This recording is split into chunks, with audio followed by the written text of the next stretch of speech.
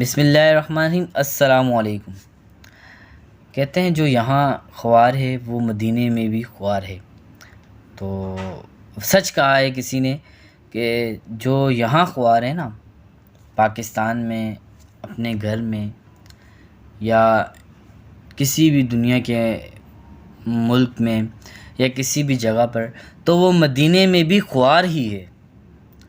وہ خوار ہی سمجھا جاتا ہے مدینے میں بھی، کہ یار اس کو اتنی پیاری جگہ ملی عبادت کی، اتنے پیارے دن ملے، اس کے باوجود بھی وہ مدینے میں، مکہ میں جا کر اس طرح کی حرکت کرے، تو میں کہتا ہوں میری نظر میں وہ خوار ہی ہے۔ اس کا جانا وہاں پر فضول ہے۔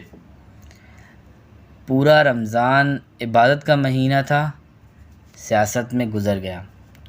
چلو جی، آپ کی اپنی عبادت ہے، آپ کا اپنا فعل ہے، آپ کا اپنا عمل ہے۔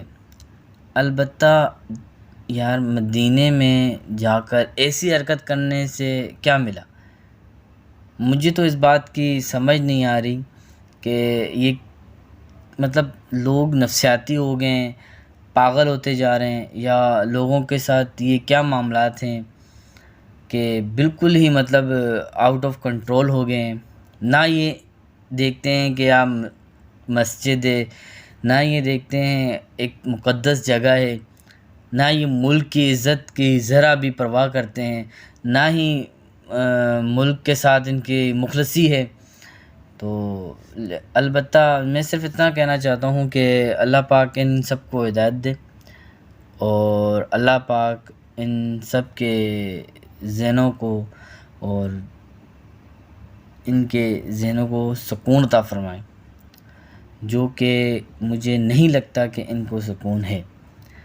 یار جو بندہ مدینے میں بھی جا کر سیاست میں ہی گھسا ہوا ہے، تو اس کا جانے کا کوئی فائدہ نہیں ہے، اس کا وہاں رہنے کا کوئی فائدہ نہیں ہے، اس کا وہاں بیٹھنا، اس کا وہاں کھانا پینا، کوئی اس کا عبادت کا مزہ ہی نہیں ہے۔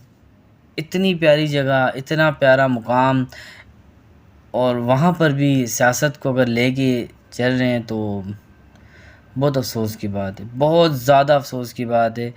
باخدا عبادت کی رات تھی، اور جب میں نے یہ ویڈیوز دیکھی تو اسی وقت سے میرا یہ ذہن تھا کہ میں کب اس پہ تبصرہ کروں، اور کب جو ہے تو آپ تک اس بات کو پہنچاؤں کہ ماہ رمضان تو ایسے ہی چلا گیا، چلو ٹھیک ہے، لیکن یار کوئی مقدس جگہ ہوتی ہے، کوئی عبادت کی ایسی جگہ ہوتی ہے، مخصوص جگہ ہوتی ہے جہاں پر اس کا خیال رکھنا چاہیے، جو کہ نہیں رکھا گیا۔ تو لہٰذا اللہ پاک ہم سب کو مقدس جگہوں کی حفاظت کرنے کی توفیق عطا فرمائے، اور آپ سب سے دعاؤں کی درخواست ہے، دعاؤں میں یاد رکھیے گا۔ السلام علیکم، بہت بہت شکریہ۔